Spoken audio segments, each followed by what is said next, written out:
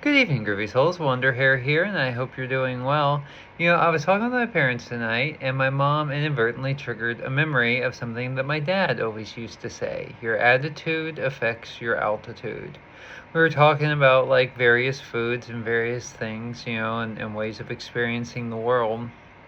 And I said, I've really gained from being open to new experiences. And there it was, that saying from my dad echoing in my brain from my childhood: your attitude affects your altitude.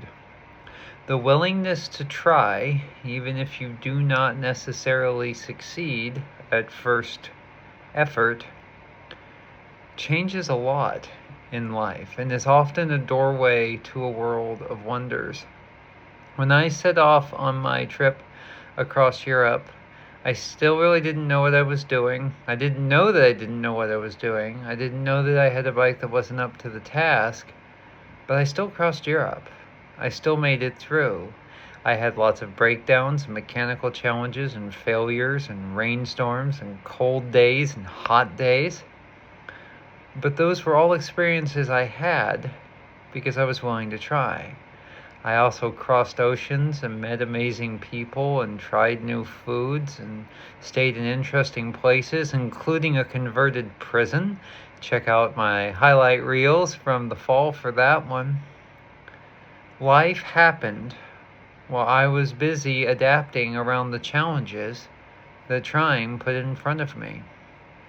And that's something that I'm thinking about going forward too.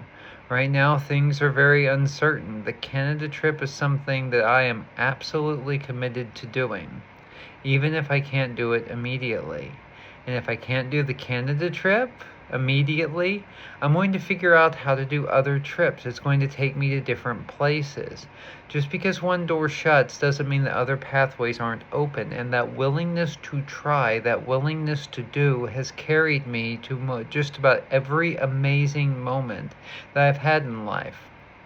Things haven't always worked out, and sometimes that's been the greatest blessing that's ever happened to me. And so, as we go forward over these next 28 days, with the weather looking absolutely wretched and cold outside and all those other things, I'm open to trying, to seeing what the world is going to bring to me. And that's ultimately how I'm going to grow and how I'm going to continue to be in love with this world that I find myself in. So stay rad, Groovy Souls, and stay tuned. We'll see you out there.